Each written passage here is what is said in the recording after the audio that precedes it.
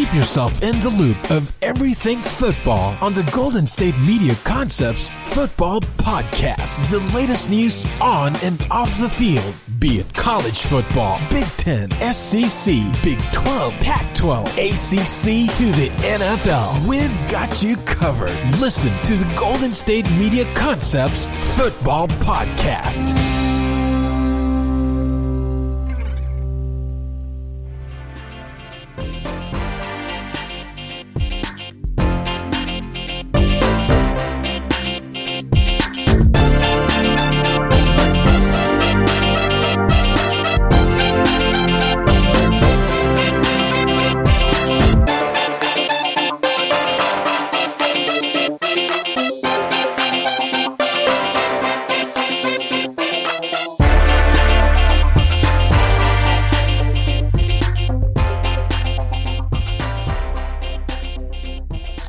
Hello, good morning, good afternoon, good evening. Thank you for tuning in to the GSMC Football Podcast, brought to you by the GSMC Podcast Network. I am your host, Andrew DeCino, and boy, oh boy, do we have some fun things to talk about today. I am really looking forward to just spew words into your ears today, because that is my favorite part of my day. Is just having the airwaves of my voice travel into your ear holes. And potentially we could laugh together, get educated together, live a little together. But, of course, you got to know, what am I going to be talking about today? What's the table of contents? You know, you can assume we're going to be talking about football. But specifically what? So let me get into the rundown for today. First topic is we're going to be talking about Tom Brady a little bit. The other day, he sat down with Michael Strahan, one of the men who ruined his undefeated season back in 2007. They sat down on set for Good Morning America interview, and it was actually in Disney World, interestingly enough. Next, we're going to get into Aaron Rodgers and him shining as guest host of Jeopardy. He is about halfway through his 2-week stint as guest host, and he has been absolutely crushing it. We'll get into that. We'll get into his future in Jeopardy, because I think he has a pretty good shot there. Next, we're going to be talking about, of course, we'll need our weekly update on Deshaun Watson, quarterback, like I said last week, for now, of the Houston Texans. We'll see what is going on. Again, this is like a late-breaking news topic type of situation. By the minute, things could be changing. And then, of course, I am a man of the people. I am a man of the folks at home. We made a Twitter poll. I said, what would you like the fourth topic to be? I'm giving it up to you guys, the fans. It was voted for. Mock draft, picks 1 through 10. So we have some great stuff to get into today. I'm excited. Let's just jump into topic number 1. Thomas Edward Patrick Brady Jr. He sat down with Michael Strahan at Disney World, and they talked a little bit about his future and what keeps him motivated. So for those of you who don't know, let me just give a little bit of history for you, because what fun is it just me summarizing the interview of Brady and Strahan? That's no fun for us. So what does this all mean? If you listened this past summer, Brady sat down with Howard Stern on basically like over an hour interview together. And I listened to it all, and it was very, very enlightening, because let's backtrack to this 2017 season. A lot happened that season. It was the season after Super Bowl 51, the 28-3 comeback. It was, which of course that was Tom Brady's season in which he got suspended 4 games for, a witch hunt, and that's all I'll leave it at. 2017 was the season Bill Belichick wanted to get rid of Tom Brady. 2017 was when Rob Gronkowski started missing OTAs, and when Brady started showing up a little less to these off-season programs. And we wonder to ourselves, why is this happening?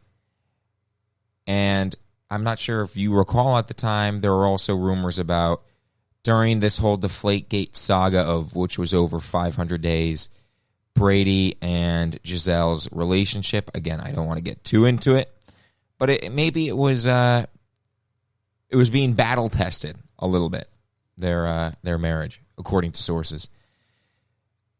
And the reason was, right, Tom Brady is a maniac when it comes to his training, and he will spend countless hours watching film, be in the practice facility. He gets back from a game late. The first thing he does is get treatment. He will go to bed early. He will wake up extremely early. All he does is work during the football season. And in the offseason, yeah, it's a little bit less, but he's still always grinding. He's still always working machine-like. That is Tom Brady. And so on the Howard Stern interview, Tom Brady revealed that in 2017, Gisele wrote a letter to Brady saying, listen, I'm going to need more of you, as a husband, as a father.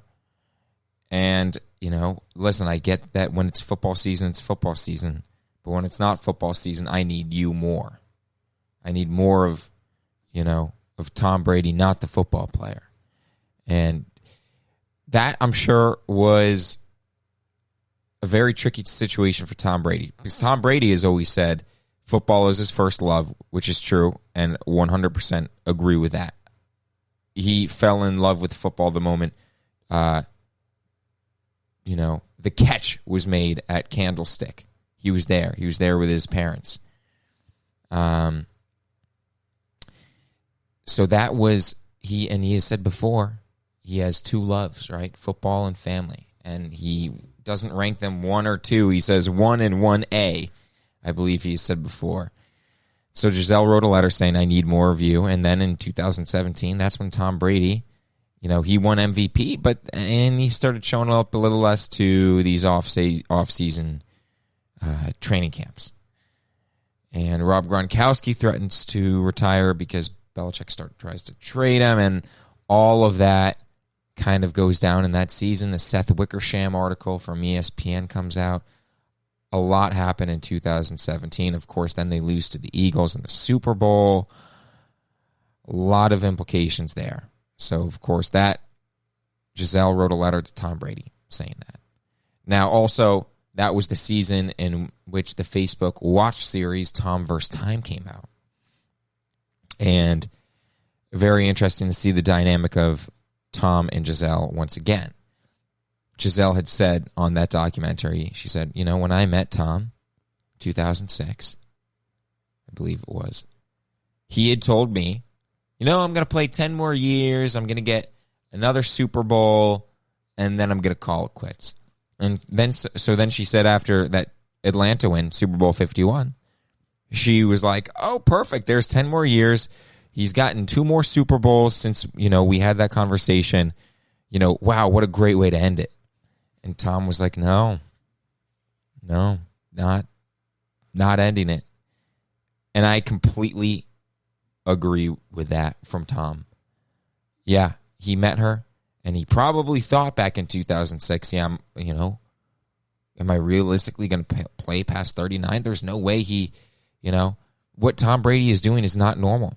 As much as belief that he has in himself, and, to play at such a high level and to take care of his body is his biggest asset.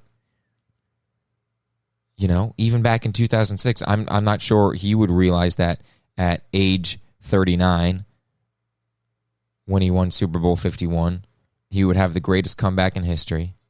He would have a season in which he threw 28 touchdowns, 2 interceptions. He would go 14-2 in the regular season. Oh, and by the way, it was a Deflategate revenge tour. Then he's still playing at his highest level. And then the next year after that, he wins the MVP, and then the next year after that, he wins the Super Bowl again. And then 2 years later, again, he wins the Super Bowl, but on a different team in Tampa Bay. So what he's doing is not normal. He can't, even him, I'm not sure he can predict the success and the longevity that he's had back in 2013, 14, that area, he said, I'm going to play until I suck. And again, there's no indication that he is sucking. The only argument that these anti-Brady advocates have is saying, well, he's getting old. That's literally the only argument. Well, he's getting old. Well, that's not a good argument, because to Brady, age is just a number. He's taking care of his body. You know, he is in about 1,000 times better shape than Big Ben, who is a few years younger than him.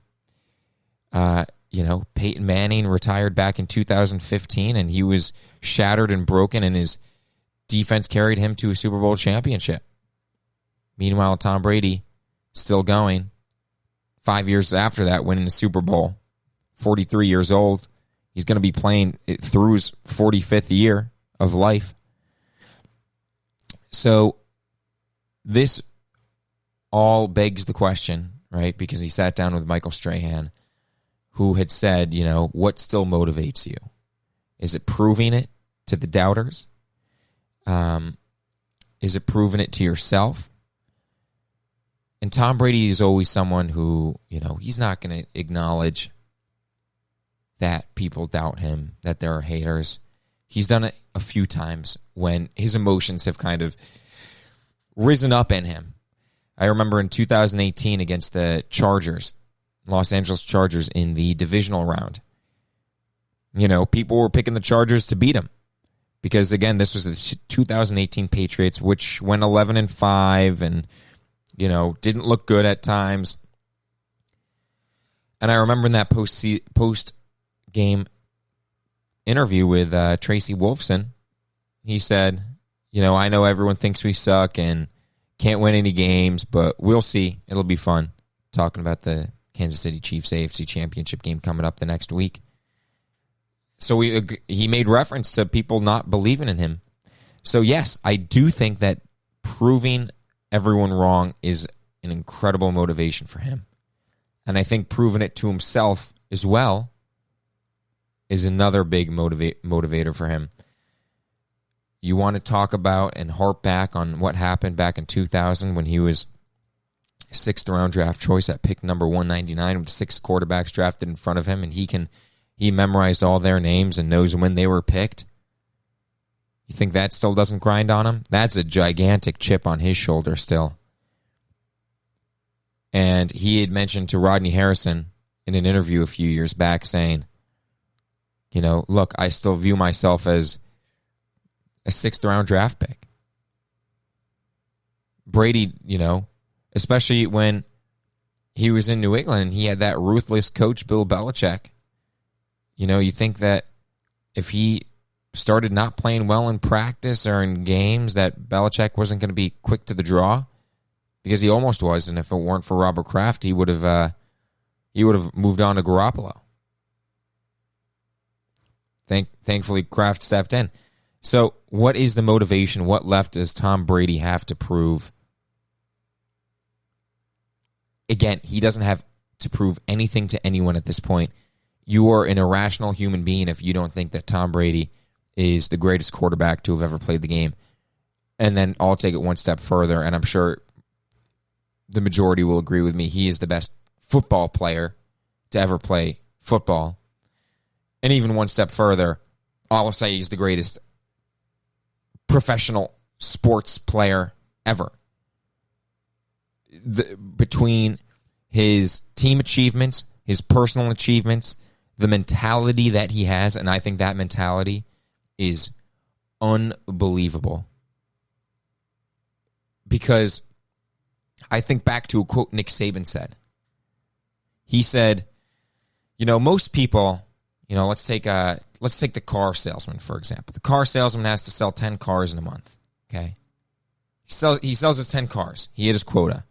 Now, most people want to go home now, crack open a beer, eat some potato chips, and sit on the couch, watch TV. You sold your 10 cars. What else do you have to prove? What else do you have to do? You hit your quota. There you go. But he says to be special, great, you have to keep pushing beyond that. You have to keep going. And if you try and just maintain, if your goal is to merely hit your goal, my goal is only do what's minimally required of me and sell my 10 cars a month. You're going to regress. You're going to get worse.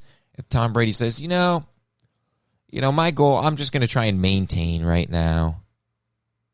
Just maintain this play. He will get worse, and he knows that. He is always striving to improve. And he said a quote to Strahan. He says, it's like he has a sickness to keep throwing a perfect spiral. And that's the type of attitude he has.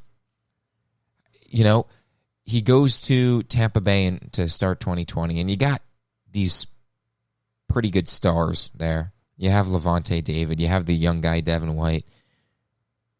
You have Mike Evans. You got Chris Godwin. But Tom Brady comes in and motivates them. And I'm not saying this, again, this is not a knock on Evans, Godwin, or anyone that I had previously mentioned that they don't work hard and want it. I think they're incredible, those guys. But when you have a 43-year-old quarterback who has had all those achievements already and is not satisfied, and you see him working, you see him grinding, he says, let's go to a park in the middle of summer during, the pandemic last year. You remember in August, he's going to a park and he's having these throwing sessions. You think you're showing up. You are showing up there because the GOAT is grinding.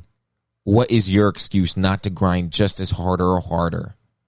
Because if anyone deserves to maybe take it easy a little bit, it's Tom Brady. What else does he have to prove? And again, I think his motivation comes from proving people wrong, proving the doubters, and proving it to himself that, yeah, I can do this. I am doing something no one will ever do. And every single ball that I throw from this point forward is not to surpass me over anyone. It is just to widen the gap from the next closest player who will never surpass me.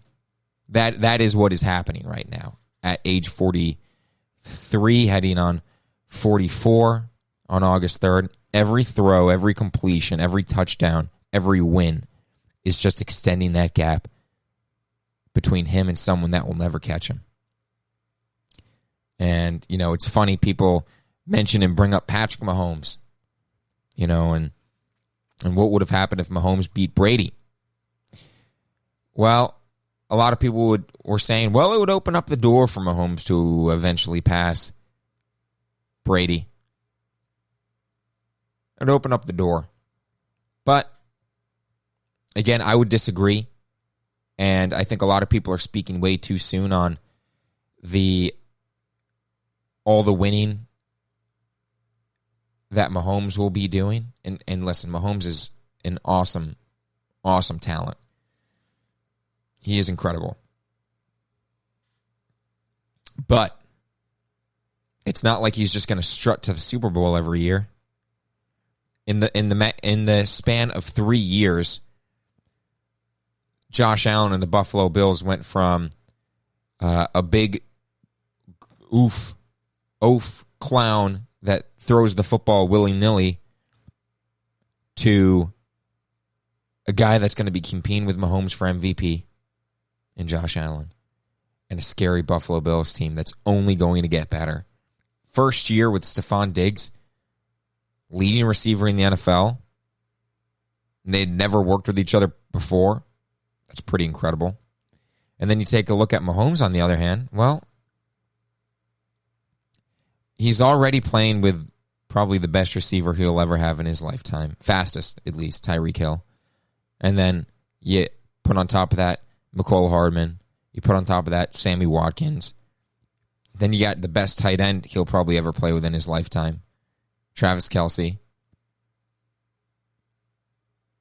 So, being able to do it at a sustained level for year after year after year, you got to be able to keep the band together. But at this point in his career, he's young, but I think he's already playing with the best people he will ever have in his life.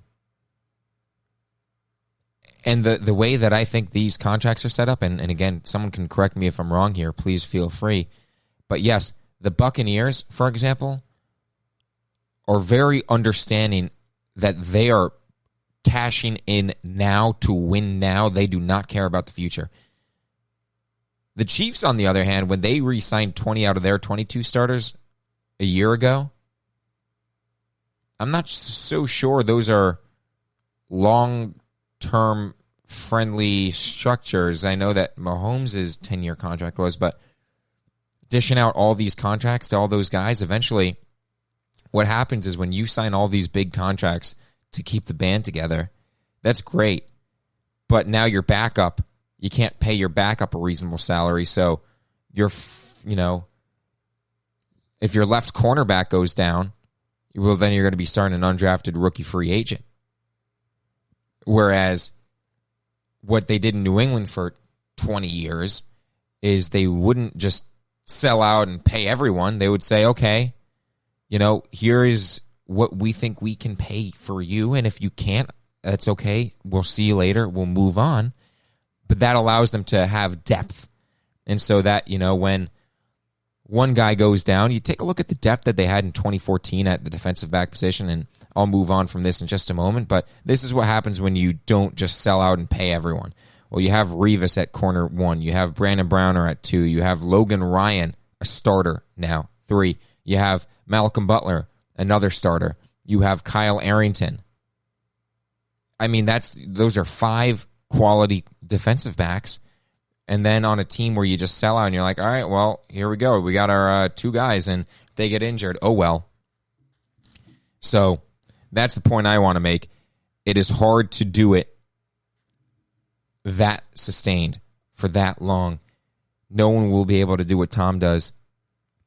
Another thing he said, Bruce Arians is a great motivator, too, for the team.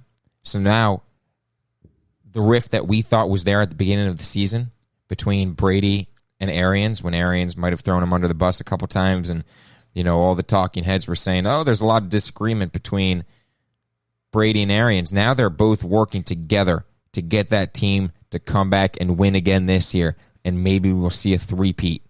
But let's say, first things first, they're going to come to play. They're going to, in the training camps, Bruce Arians said, I'm going to whoop them into shape. So they are all moving in the same direction. But I think the main message I want to have everyone take away from this is the motivation that Tom Brady has, and why, honestly, I would not be surprised if we're sitting here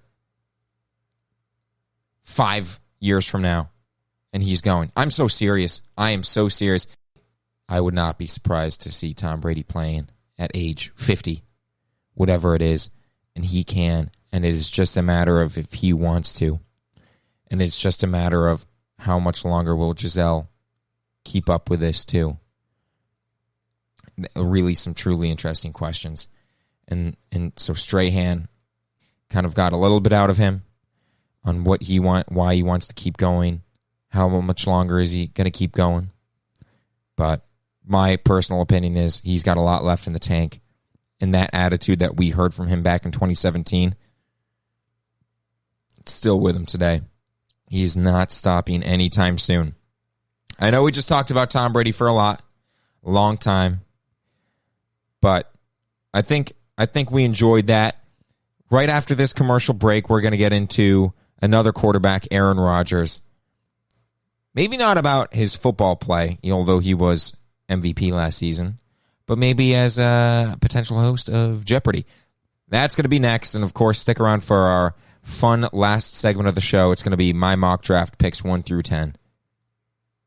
All right, catch you after this break.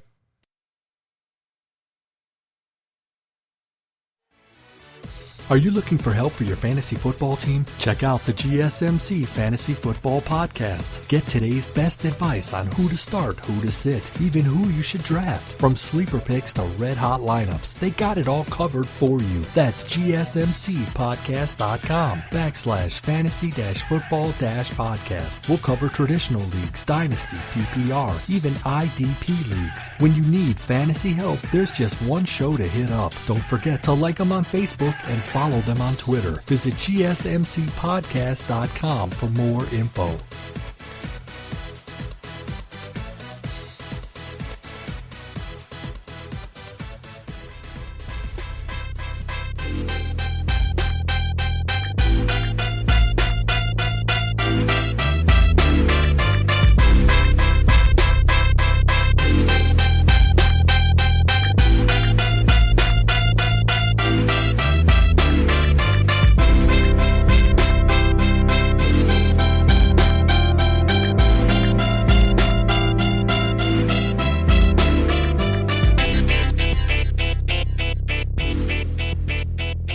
Hello, friends, and welcome back to the GSMC Football Podcast. I am Andrew Decino here, and we are back from break, back from the commercial, and we had an incredible topic one. You missed it. Actually, you probably didn't miss it, but if you did, watch it. If you just want to skip to the second segment so we could talk about Aaron Rodgers, I understand, but maybe go back and listen to segment one a little bit. We talked about Tom Brady, his motivation, his recent interview with Michael Strahan at Disney World. What left does the GOAT have to prove heading into a season where he's going to be 44 years old? How much longer can he go? Why does he keep going? We really dive deep. We do a deep dive into Tom Brady. In this segment, we're going to get into Aaron Rodgers a little bit. He was the MVP of the 2020 regular season. And yeah, that was the past season for Aaron Rodgers was probably one of his best of his career. Right? I mean, of course he won the Super Bowl in 2010. And he had a spectacular 2014 season. Although that didn't end the way that he wanted it to. He's only really had one season which had ended the way that he wanted it to. But this past year, of course, Rodgers, 13-3 for the second straight year. Pretty impressive. He had a league-high 70% completion percentage, 48 touchdowns to just 5 picks, league-leading 1% interception percentage. League high, 9.6 adjusted yards gained per pass attempt. League high passer rating of 121.5 and league high QBR of 84.4. He was very, very impressive. And then his season ended to the man we just talked about in segment one, Tom Brady, in the NFC Championship game. And, you know, of course, that game was very interesting near the end of it when Matt LaFleur and the Packers decided to kick a field goal down 8 points with roughly 2 minutes to go to cut it to it was a little more than 2 minutes ago, to make it a 5-point game, giving the ball back to Tom Brady, and they just did not see the ball again.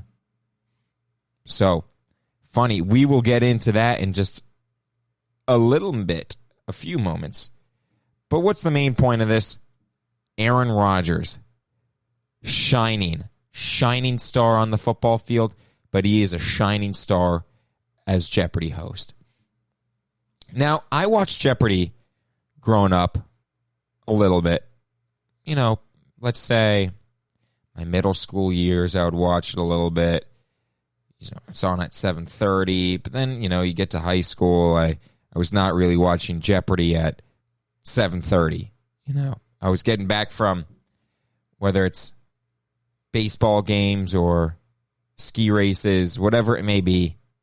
I was not watching Jeopardy then. And then I hear Aaron Rodgers is going to be guest host, right? Of course, rest in peace to Alex Trebek. He was the GOAT of game show hosts. He was awesome. That name will just always be associated with Jeopardy forever, no matter who takes over permanently, no matter what. I think we can all say that confidently. He was a true talent. He had a way of letting, his personality and humor and classiness show without trying to overwhelm what the show is in and of itself. He's not going to, he wouldn't dominate it with his personality. And he just kind of, let a game break out. Let the game of Jeopardy break out. And he was there to just kind of help us through it. And to, have us laugh along the way and enjoy the show. That being said, Jeopardy has been doing guest hosts ever since the shows that he has taped have finished airing. And one of the guest hosts, who is now halfway through his stint, probably more than that by the time you are listening to this, Aaron Rodgers. Now, again, like I said, I have not been a very huge Jeopardy watcher in recent memory. However, when I heard Aaron Rodgers was going to be guest host, how could you not watch it? Especially us on a football podcast. The reigning MVP is going to be guest hosting Jeopardy for 2 weeks. I better tune in. And boy, oh boy, he is a great way to get people to start watching Jeopardy. I'm watching every episode he is guest hosting. And I'll tell you what, Jeopardy, if he becomes permanent host, I will watch every episode that he hosts. Well, then if he's permanent host, then I guess I'll just watch every episode. That's the way it works. On my TV, I set up repeat recording for Jeopardy now because of Aaron Rodgers. Aaron Rodgers is unique in a way that, he went to Cal Berkeley. Go Bears, as he has been saying every, episode in the introductions. And he also is able to capture the football audience, such as myself. He is able to capture, the Cal Berkeley nerds, so to speak, as he would even classify himself, and he has said in tweets. He can garner a wide variety of audience. Now, the guy who preceded him as guest host was Dr. Oz. I didn't watch a single episode. I heard that, in fact, they weren't even that good episodes. So,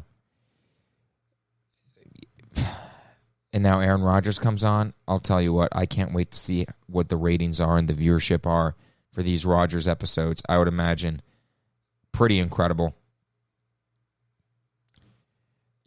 He started off, I remember the first episode he hosted on Monday at the beginning of his 2-week stint. I would say he was a little nervous. Now, and of course, they record all these shows kind of in bulk. They obviously don't film every day. They kind of just film, in chunks. So his first episode, which was probably his first time recording, he was a little nervous. You could kind of see him not stumble, but just maybe a little hesitant at times, maybe saying things a little unnatural, maybe pretending to be Alex Trebek a little bit, because Rodgers said he watched countless hours of Jeopardy to prepare himself to be guest host. And I respect that. This is a great honor to be guest hosting Jeopardy, make the most of it, and that's what Aaron Rodgers did. He, is working his way, I think, through the autobiography of Alex Trebek. He is studying or had studied past episodes of, the way Alex Trebek would, the cadence to which he would speak, the lines he would say coming in and out of commercial break, his little back and forth spitballs with the contestants for their introduction. When he would be funny, when he would, kind of just let the game play out. So I respect that from Aaron Rodgers. And I could truly imagine being very nervous. And that's a good thing. And that shows you that Aaron Rodgers actually loves doing this. Aaron Rodgers is a nerd. He is.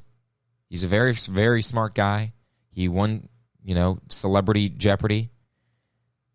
And the fact that he's putting in all these hours into becoming a good Jeopardy host, the fact that he was nervous, means he truly cares and wants to do well and wants to impress people, that he is able to do this job and do it very well. If you don't care about something, you're not going to try, and you're not going to be nervous either. But like I said, in the first recording, it seemed as if he was a little nervous and trying to pretend to be Trebek. But then as the shows went on, you could see his own voice developing a little bit. You saw him drop a turd Ferguson line in Jeopardy. And, he's allowing his personality to come out a little bit more, which is good. And Aaron Rodgers, to an extent, has a little bit reserved of a personality. Rodgers was someone that, at least in maybe not the past year or so, but maybe someone that came off a little bit cold, a little bit. You don't want to rub Aaron Rodgers the wrong way because he'll get upset at you. That's kind of the vibe a little bit. I will be very honest.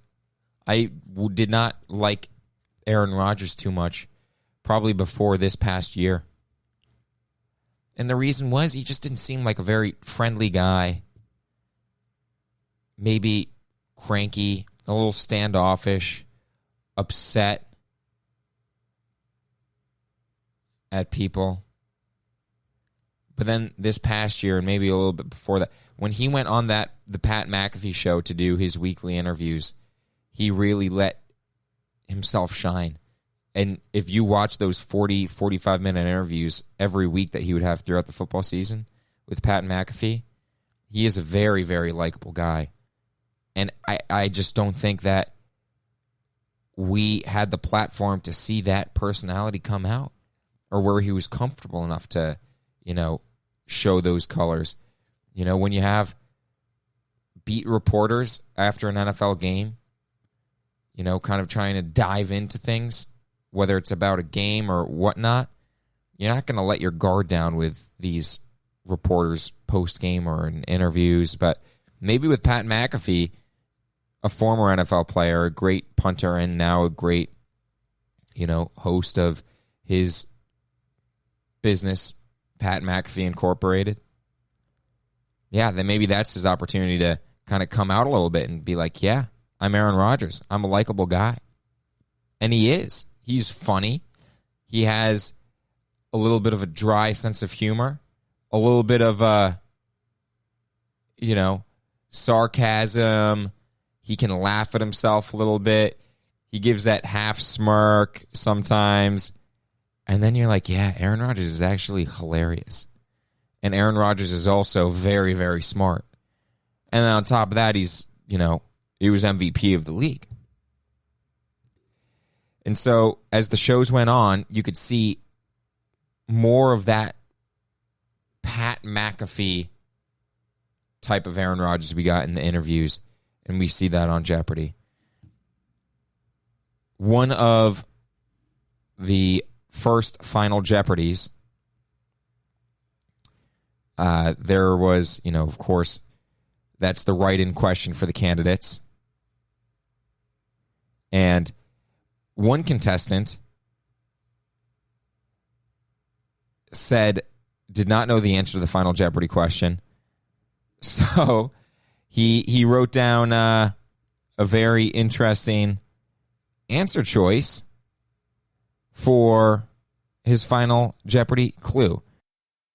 Aaron Rodgers, in the NFC Championship game, Packers elected to kick a field goal to cut the lead from 8-5, gave the ball back to Tom Brady, never saw the ball again. And so the contestant did not know the answer to the final Jeopardy question, so he said, let me take this as an opportunity to kind of give Aaron Rodgers a poke in the ribs a little bit, have him give a laugh. And Aaron Rodgers took that like a champ. He wasn't upset or angry or so. He laughed and he said, that's a great question. That should be a right answer, and all that. He wasn't, I think the fact that he was able to laugh about it kind of then turn it into, a kind of poke now at LaFleur and the Packers by saying, that's a great question. I wonder. That is funny from Aaron Rodgers. I think fans just want to see from football players their personalities come out and the truth come out and not be reserved and not give these boring answers. That was funny from Aaron Rodgers. I like that. I think that was like a huge turning point in Aaron Rodgers becoming, a little more relaxed as the guest host and just kind of, developing and learning. And you got to learn on the job sometimes. Aaron Rodgers also has been very vocal about becoming the full-time host of Jeopardy. Yes, he's doing this for 2 weeks, but you would assume Jeopardy's going to have a full-time host at some point or another. And again, like I mentioned, McAfee did recurring segments on the Pat McAfee show during the football season. He recently came on this past Monday, 8 days ago, and he said he would love to become the full-time host. And he mentioned that if you've been watching the episodes, Aaron Rodgers has the beard, and he mentioned on Pat McAfee that they would have liked him to shave the beard, but they were fine with him just trimming it, not going neck beard, whatever. He said, I would even shave the beard if that's what it took to step into Alex Trebek's shoes. And he said, if that was the requirement to get the full-time gig, I'd have no problem doing it. No problem at all. And so then everyone started asking questions. Well, is he going to have to step away from football if he wants to do this as a full-time host? What if Jeopardy says, Aaron, we need you now? And so Aaron Rodgers said, I don't think I need to give up football to do it. Quote, they filmed 46 days a year. I worked 187 days this year in Green Bay. That gives me 178 days to do Jeopardy. So I feel like I could fit 46 into the 178 and make it work. It will be a dream job for sure. And I'm not shy at all about saying I want the job. That's how I went into it. I want an opportunity to be in the mix. I feel like I bring something different to the stage. I'm the youngest of any guest hosts. I'd be the youngest host of just about any major game show. I bring an audience from the NFL, and I feel like I appeal to nerdy people too. Because I was a nerd in high school and got caught in that weird phase of wanting to be a jock and an athlete and also really caring about getting good grades. And at the same time, there's not many bigger fans of the show than me. I've been watching it for years and years and years. I respect the show and appreciate the history of it. And also, there's my background of stepping in for a legend and their footsteps, Brett Favre, of course.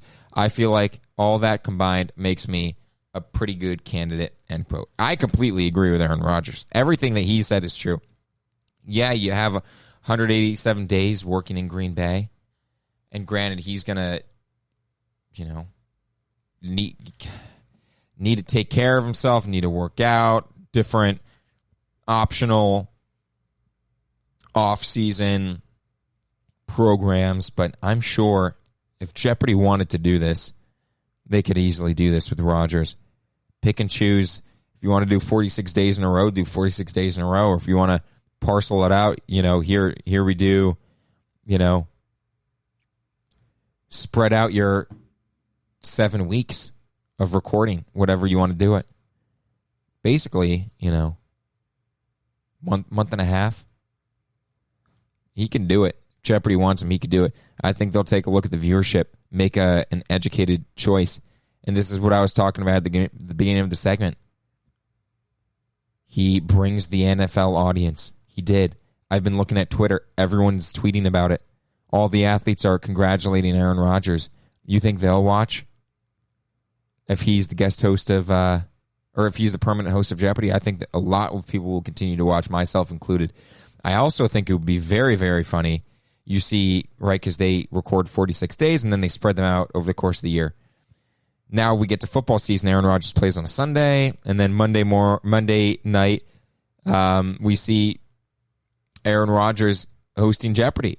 Or even better, 7:30 comes, we watch Aaron Rodgers host Jeopardy, and then Aaron Rodgers plays a Monday Night Football game just a few minutes later. That would be something that I think is kind of funny. I'd love to see it. I think he's been doing a great job. I've been tweeting out from the Twitter account, GSMC Football. Please follow, GSMC_football. I've been tweeting every day I'm watching Jeopardy. I love it. Love it, love it, love it from Aaron Rodgers. He is single-handedly making me watch Jeopardy. So, I've quite been enjoying, as Stephen A. Smith once said and continues to say, this bad man, Aaron Rodgers, shining at Jeopardy. So, what are we going to talk about next after this break? Of course, we have our weekly or episodely update on Deshaun Watson. We'll get into that after the break. And of course, like I mentioned, I am a man of the people. Follow on Twitter, because from now on, segment 4s will be up to you, the fan at home. Follow on Twitter, GSMC_football. I will be putting out polls. That is how we decide segment 4. For this episode, we voted. You folks said mock draft picks 1 through 10. I want to see it, Andrew Decino. And I said, okay. Okay, folks, you got it. So segment 4, you better stick around for, because that will be mock draft picks 1 through 10. All right. Here we go. Enjoy the break. We will be back to you in just a moment. Tired of searching the vast jungle of podcasts? Now listen close and hear this out. There's a podcast network that covers just about everything that you've been searching. Hey! The Golden State Media Concepts Podcast Network is here. Nothing less than a podcast bliss with endless hours of podcast coverage. From news, sports, music, fashion, cooking, entertainment, fantasy, football, and so much more. So stop lurking around and go straight out to the Golden State Media Concepts Podcast Network. Guaranteed to fill that podcast itch. Whatever it may be. Visit us at www.gsmcpodcast.com. Follow us on Facebook and Twitter, and download us on iTunes, SoundCloud, and Google Play.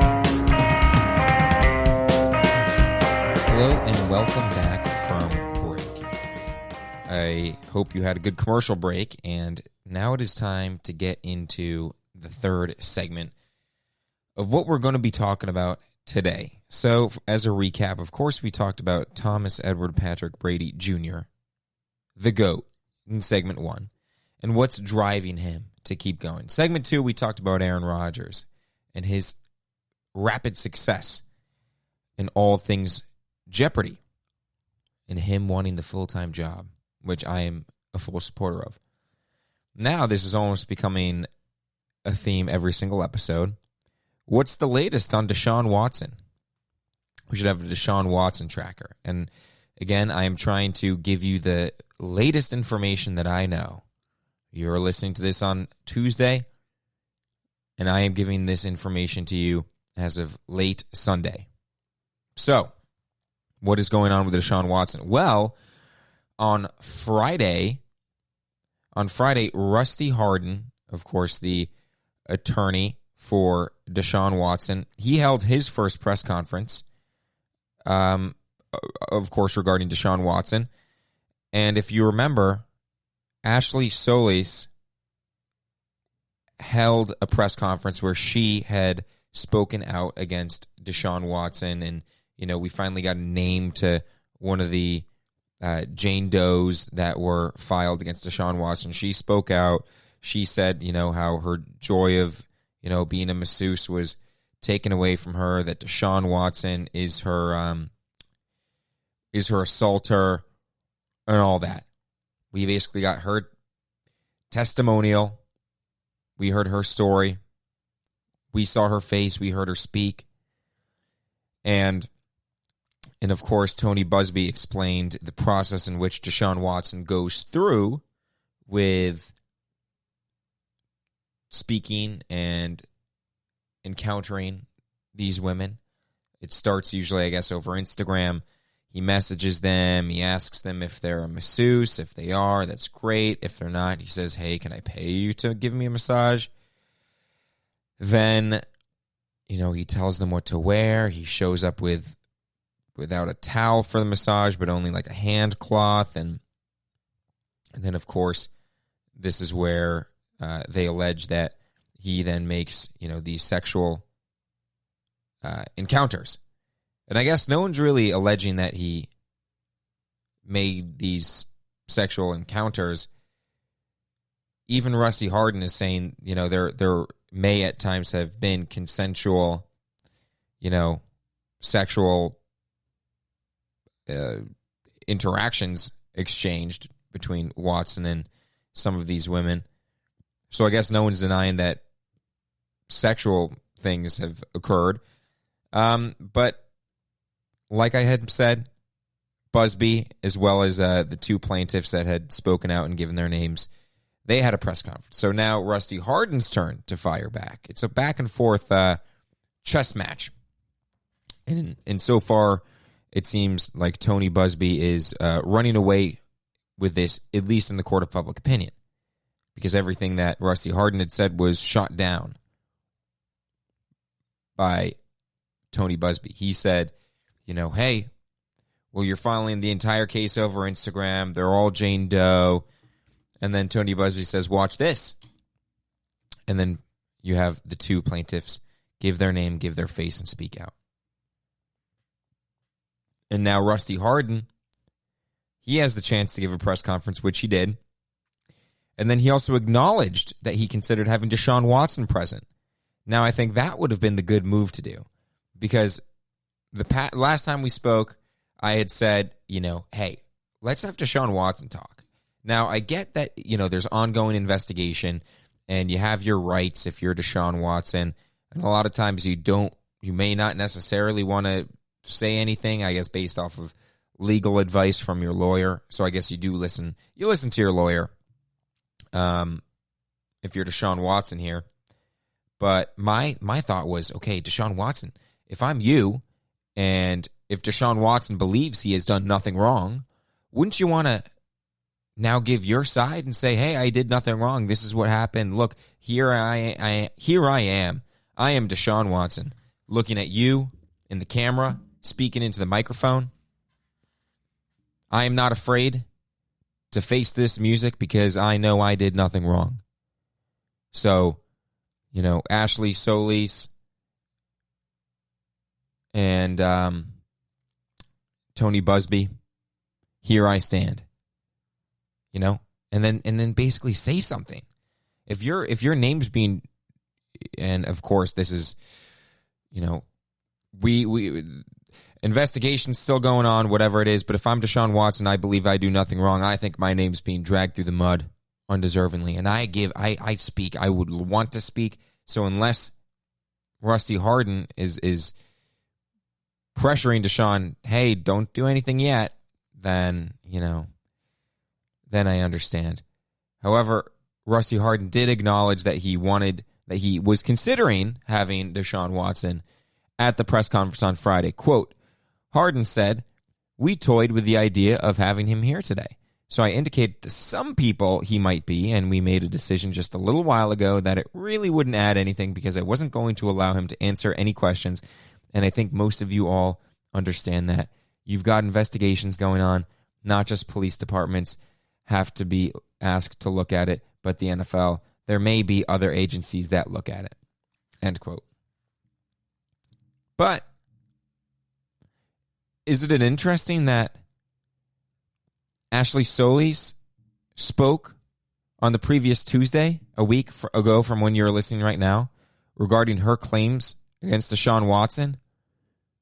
I don't think she answered questions. All she did was give statements. She read a statement.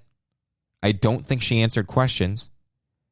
So the confusing part to me is that Harden was saying that malpractice insurance wouldn't let Watson speak because then he wouldn't, if he didn't want him to answer questions. This is where it gets befuddled, and I would need Mike Florio, lawyer, to explain this to me. So I guess he didn't want him to speak because if he wanted him to speak, then he would have to answer questions. But Ashley Solis did the same thing where she read a statement and didn't answer questions. I don't know. Bottom line, I think this was just Rusty Harden did not want Deshaun Watson to speak. He did not want to give a statement that I guess could be used against him. Court of law. That's my thought. But why not say something? Because so far everyone is just saying, accusations against you, Deshaun. Step up to the plate. Say something. Now, of course, I'm not a lawyer, but I'd like to see something other than Rusty Harden saying, my client didn't do it. What do you and I get at home judging this for ourselves if all we see are the people that Deshaun Watson pays to represent him saying Deshaun Watson didn't do anything wrong? Okay. I'd like to see Deshaun Watson say he did nothing wrong. I think that would mean more to me than his lawyer. But Harden spoke more about it. Saying that Deshaun eventually will have his time to speak. Quote, "We deeply, deeply do not believe this guy ever did anything non-consensual with any woman during any of this. He didn't coerce them. We don't believe he used his position. We don't believe he intimidated them. We simply do not. Were there sometimes consensual encounters? Yes. And will that come out in any kind of litigation or trial? Of course it will.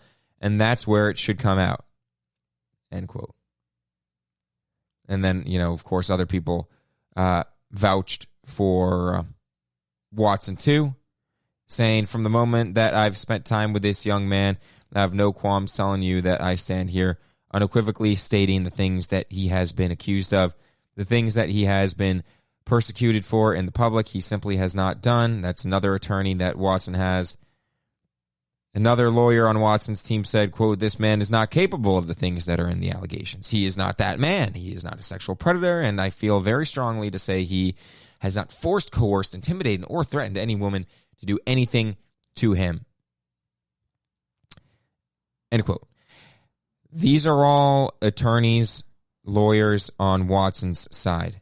These are all people on his team being paid by Watson, issuing these statements Of course they're going to say that. I'd rather have Deshaun speak. I'd rather have the 18 masseuses in favor of Deshaun Watson speak. But when the person on your team that you're being paid by say this, and of course they're lawyers, they're not going to say anything else. What does that do for you? What does that do in the court of public opinion? When this is not we talked about a chess match between Busby and Harden going back and forth with all of Busby's counters. This is not tossing the ball back in Busby's court. This does nothing. If you're Deshaun Watson in his camp, what does this do? And on top of that, Watson had the opportunity to appear at the press conference Friday.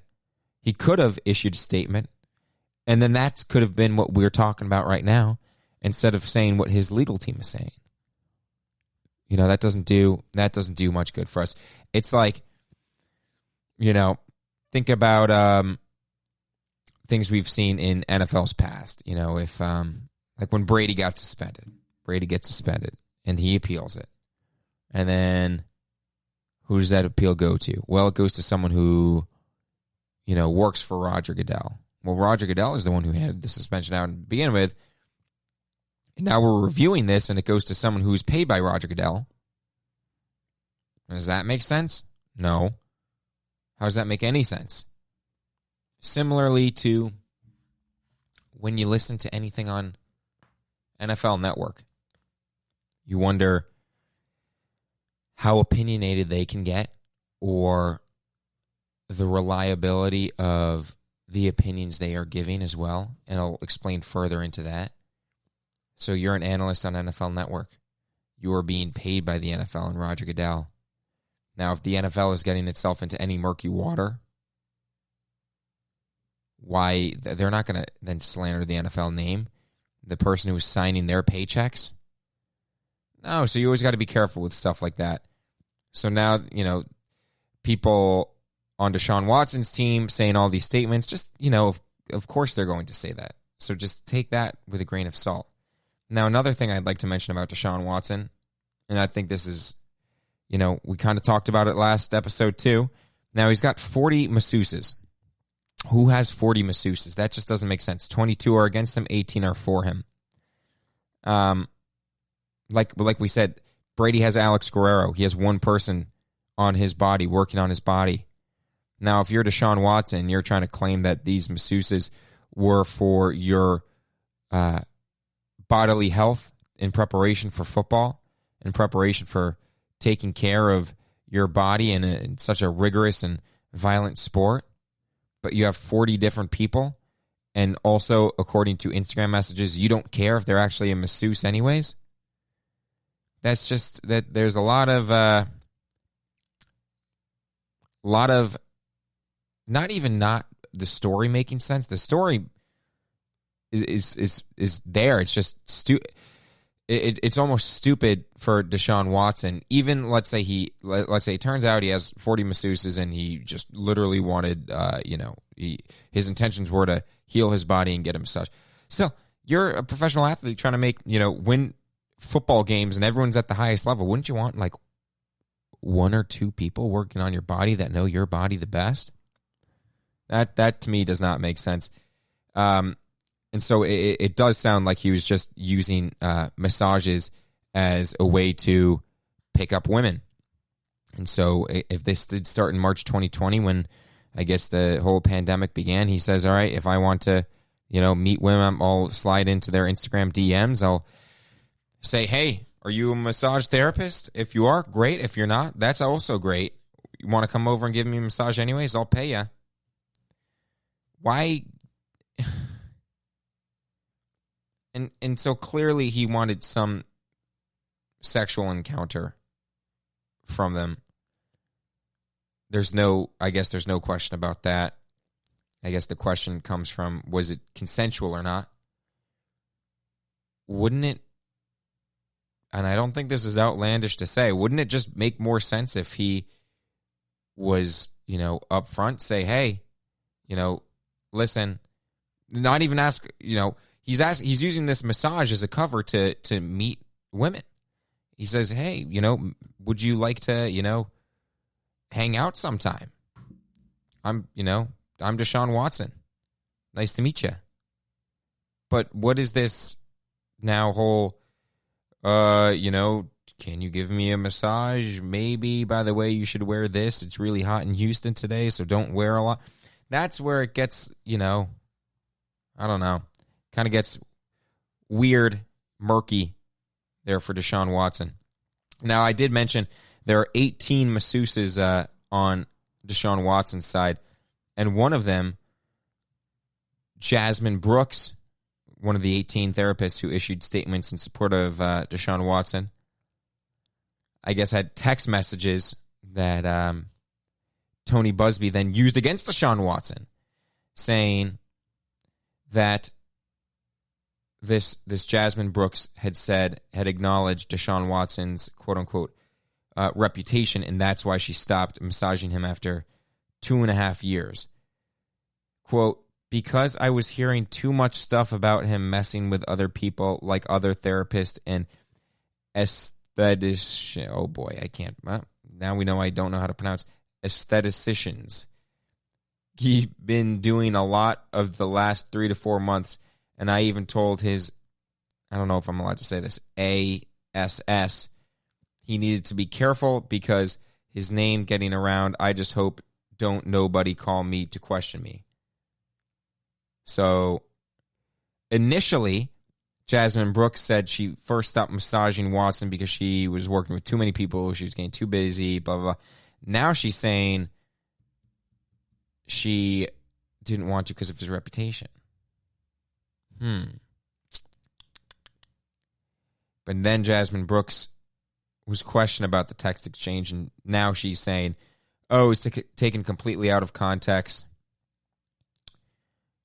So she said, quote, really what I meant was Deshaun he's working with a lot of people. He's working with a lot of therapists. I don't know these people. I don't know what they're doing with him.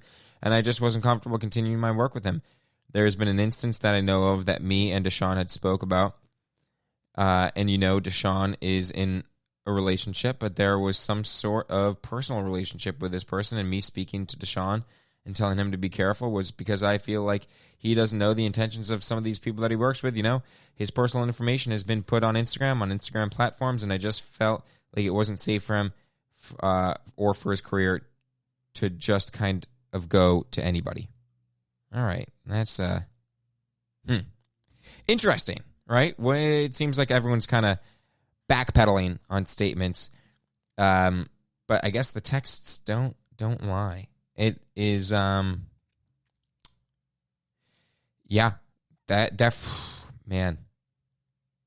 the texts don't look very good.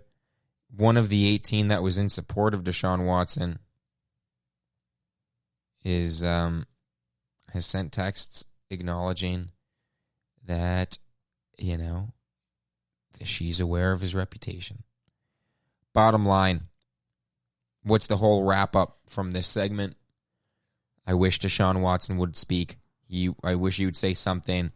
Maybe there are lawyers out there who are yelling at me while listening to this saying, he doesn't need to or he shouldn't or whatever, and you shouldn't care about the court of public opinion, and this will all be settled out in court or through litigation, whatever it may be, or after the investigation sheds light on this, Deshaun will be fine. Okay, sure. You know more than I do legally. But from my perspective, I would like to see Deshaun say something from the mouth of Deshaun Watson. I would like words to come out saying, hey, not true. Here's what I have to say. And I would imagine if he is innocent, every bone in his body would be wanting to say something. But we have nothing from Deshaun Watson. So that's where we are right now with the Deshaun Watson.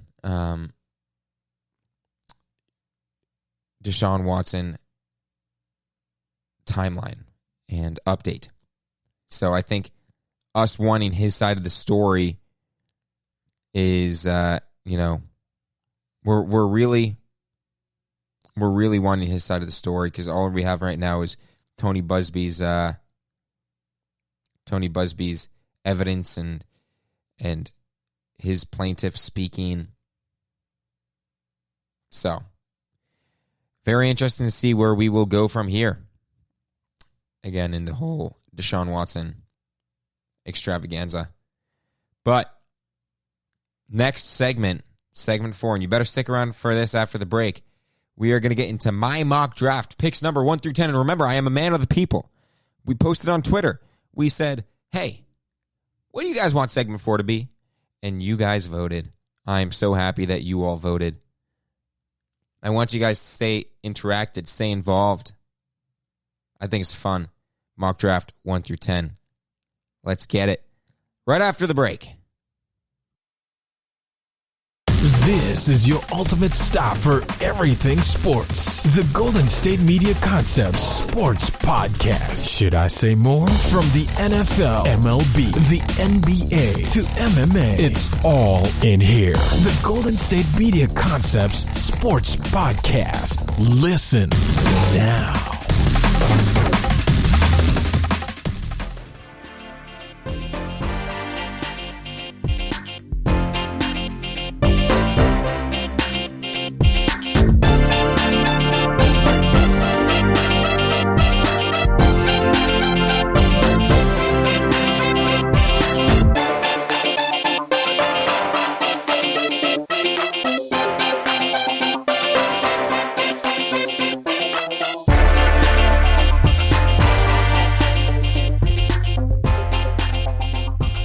Hello and welcome back. Welcome back to the final segment of the show today, and it's going to be a really fun one.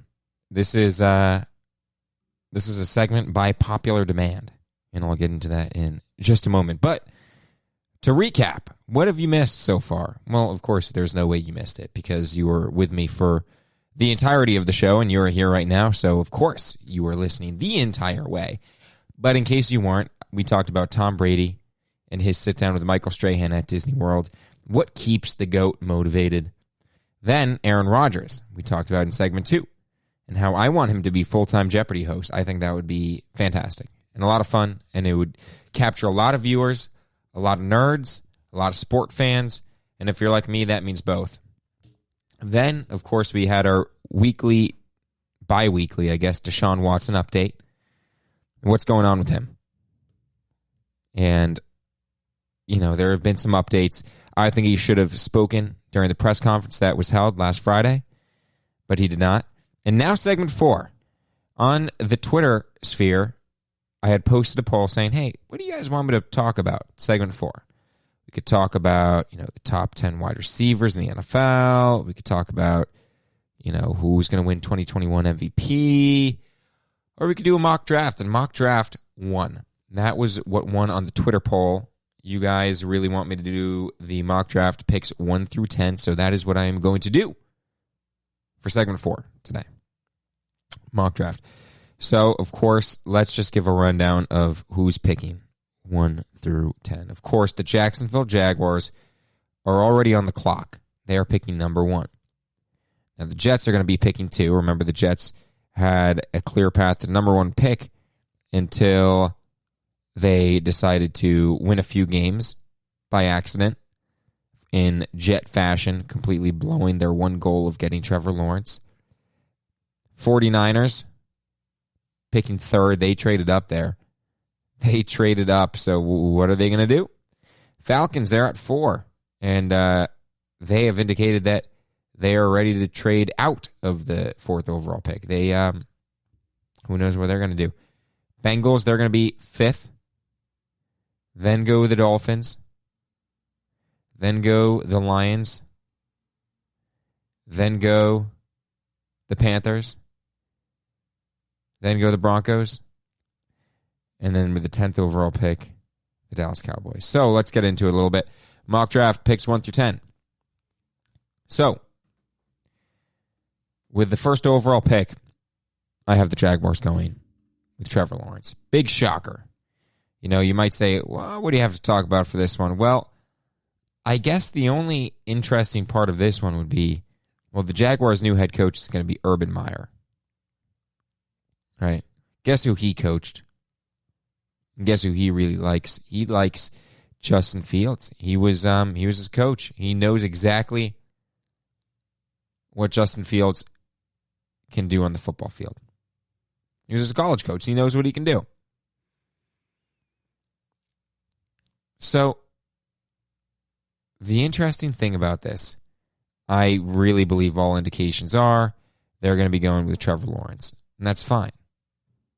Trevor Lawrence will be the number 1 overall pick. However, if Justin Fields in an alternate universe went number 1 overall, I think that's a huge indication of that Justin Fields is going to be pretty awesome. And part of me wants to say the passing of Justin Fields on the number 1 overall pick is an indication that he might not be, too good because his own coach doesn't even want him. Or it could be an indication that Trevor Lawrence is just head and shoulders better than everyone else. Maybe it's somewhere in the middle between that. Because I think Trevor Lawrence is overhyped from what everyone says. He was literally the second coming. For 2 years, all it was is Trevor Lawrence, Trevor Lawrence, Trevor Lawrence. He's going to be the greatest thing, since Peyton Manning, blah, blah, blah, blah, blah. Biggest hype around him. But, long story short, I have Trevor Lawrence going number 1 to the Jacksonville Jaguars. Now, that might not be a great situation for Trevor Lawrence. The Jaguars kind of stink. Whereas Clemson had a lot to work with. And now he's going to be playing a fantastic defense like the Colts twice a year. Fantastic defense like the Titans twice a year. And then who knows with Houston. All right, number 2 pick. The Jets will be taking a quarterback, Zach Wilson.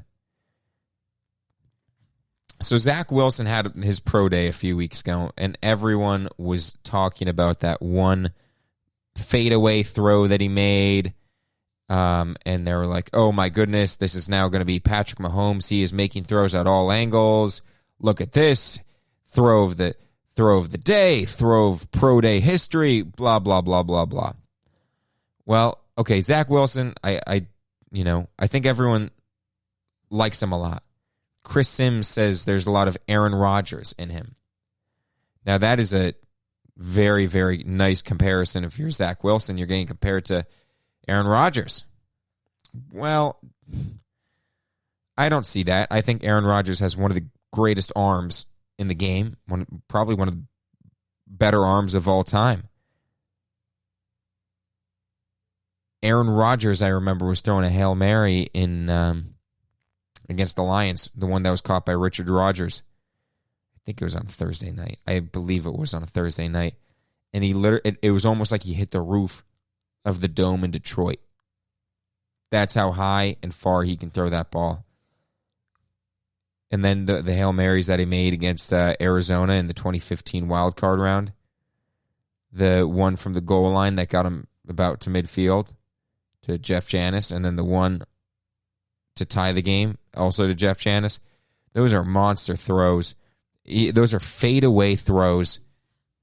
And he is getting still an incredible amount of mustard on those throws too. However, I saw someone break down Zach Wilson a little bit, and at BYU, he underthrew some guys sometimes. Potentially a weak arm. Potentially. Again, I have not done nearly as much film study as some of these, as some of these college analysts. But from a couple, a handful of throws, I saw Zach Wilson underthrowing the football. Just keep a lookout on it. Number 3, 49ers. They traded up to 3. they are going to get a quarterback, and that quarterback is going to be Mac Jones, because already I see a love affair happening. Mac Jones making reference to the quarterback-friendly offense of the 49ers, the 49ers being in position to win now and wanting someone who can run an offense right away. Alabama, as we know, can do that pro-style offense. He was coached hard by Nick Saban. So, Mac Jones, I have going 3. I mean, the 49ers are 100% taking a quarterback. That's the only question. Is it Mac Jones? Is it Justin Fields? Or is it Trey Lance?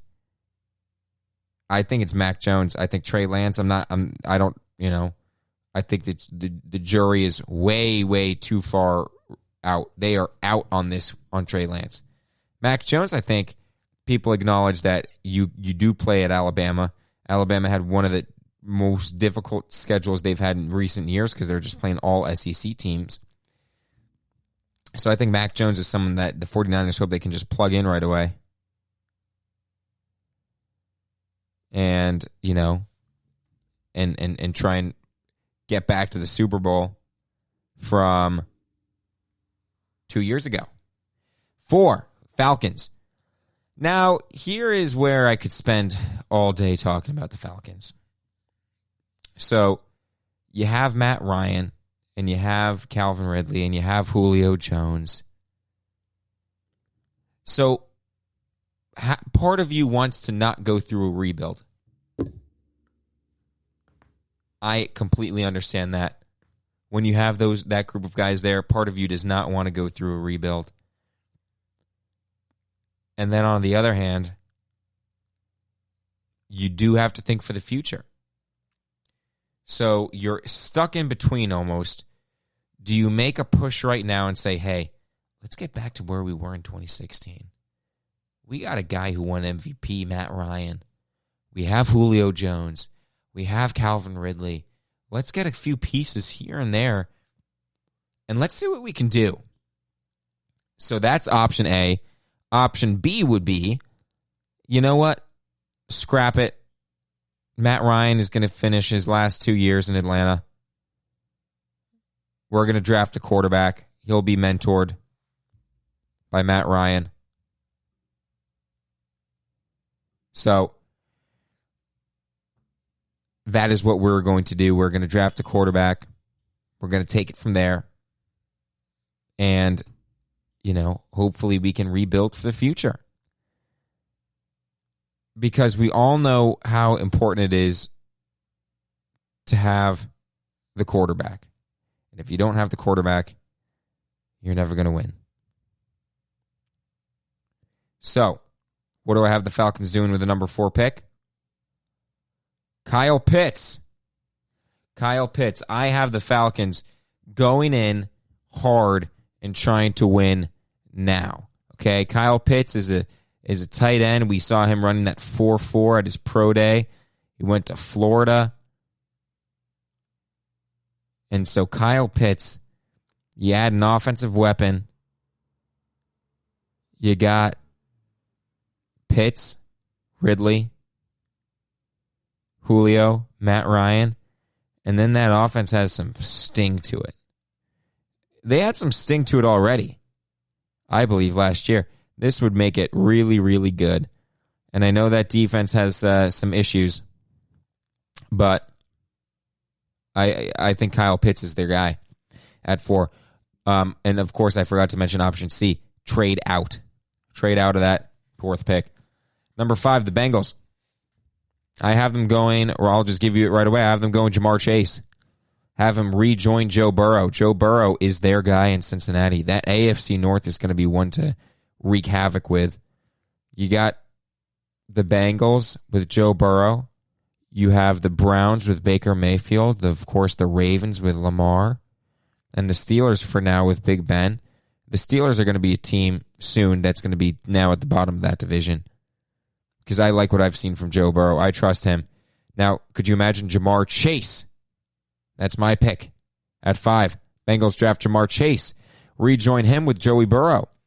They had 74 catches, 1,780 yards, and 20 touchdowns together last time they played together. I like Jamar Chase going 5 overall to the Bengals, rejoining Joe Burrow. And then you're starting to really compete in that AFC North. That AFC North could be really, really good. And my concern is that they just start cannibalizing each other, and then they're all going to end up at like 10-6, or I guess 11-6 or something like that. Now with the 17-game schedule, 6th overall pick goes to the Dolphins, and I see a trend here. Just like Joe Burrow and Jamar Chase, how about Tua Tagovailoa and Devontae Smith, the Heisman winner? That stud wide receiver from Alabama, Crimson Tide.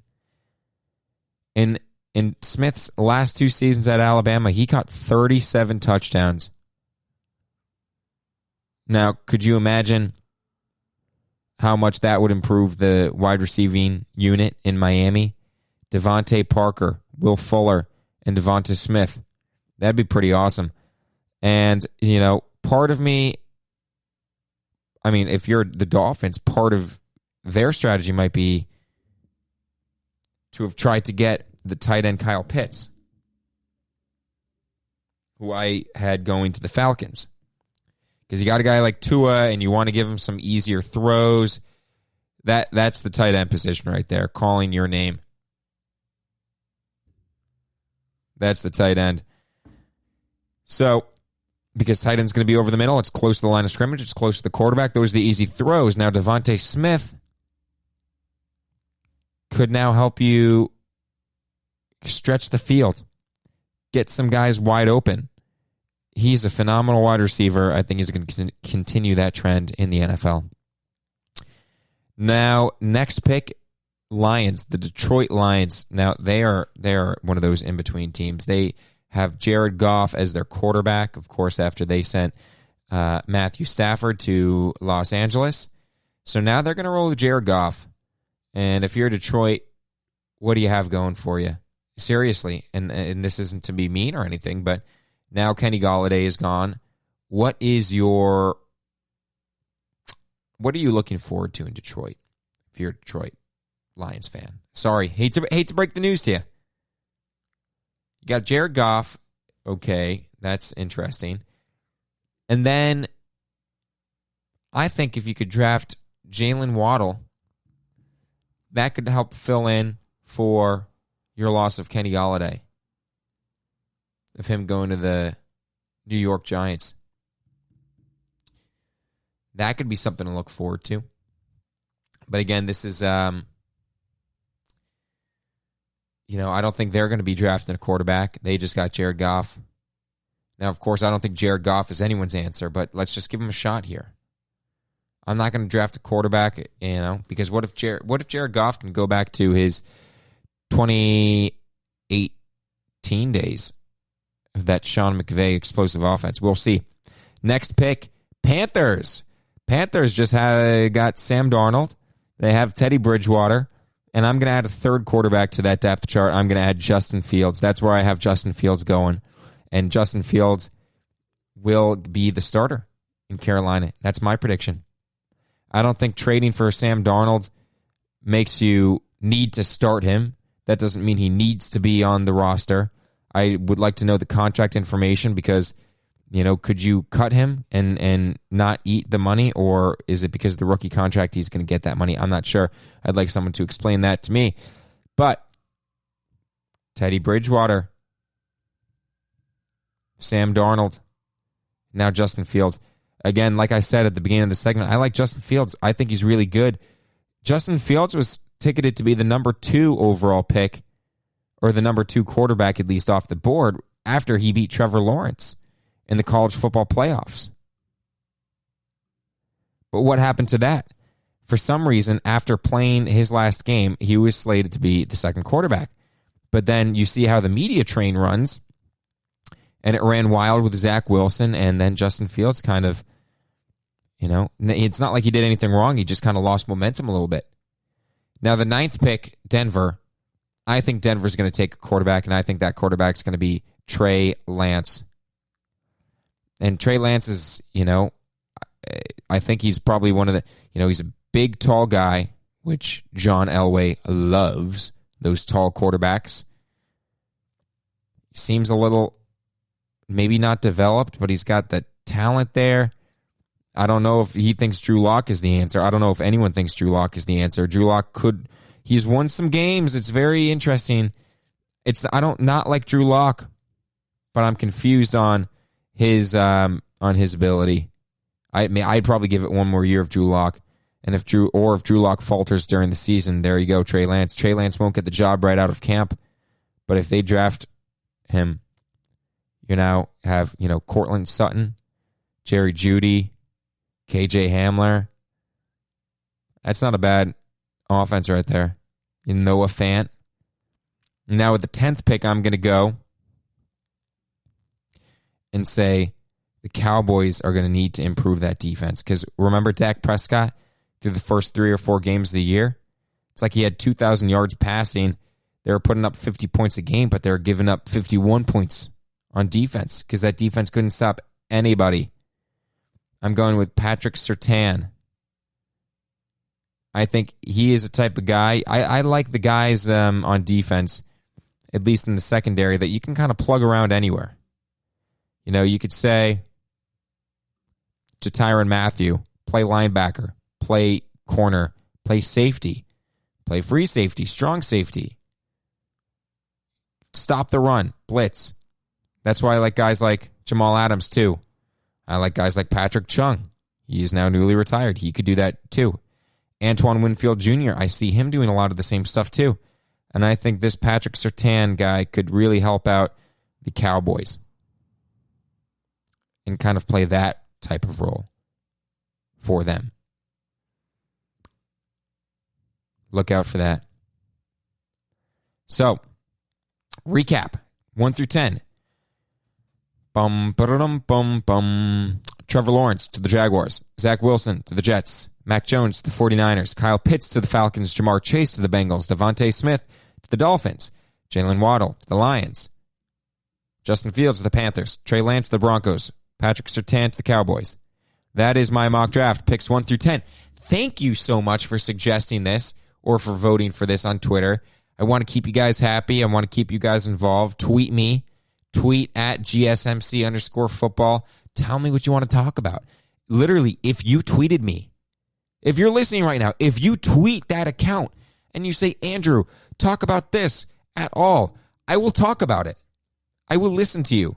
It doesn't even have to be for segment 4. Tell me to talk about whatever for segment 1, 2, 3. Interact with me. I want it. I downloaded the Twitter desktop app. So now I'm literally always plugged in for you. But that's the show for today. We had a good one. We talked a lot about the quarterbacks at the beginning. Tom Brady, segment 1. Aaron Rodgers, number 2. Deshaun Watson and his allegation updates, number 3. And then the mock draft, picks 1 through 10 in segment number 4. Well, I hope you listened. Well, I know you listened if you're listening to this. I hope you enjoyed listening. I really do. And again, this is Andrew DeCino here, and thank you for listening to the GSMC Football Podcast, brought to you by the GSMC Podcast Network. I would like to ask that you please remember to subscribe to the show and write a nice review. That really helps us. Also, if you can please follow us on Facebook, Twitter, and Instagram, we'd love that. All right, guys, thank you, and have a splendid rest of your Tuesday. You've been listening to the Golden State Media Concepts Football Podcast, part of the Golden State Media Concepts Podcast Network. You can find this show and others like it at www.gsmcpodcast.com. Download our podcast on iTunes, Stitcher, SoundCloud, and Google Play. Just type in GSMC to find all the shows from the Golden State Media Concepts Podcast Network, from movies to music, from sports to entertainment, and even weird news. You can also follow us on Twitter and on Facebook. Thank you, and we hope you have enjoyed today's program.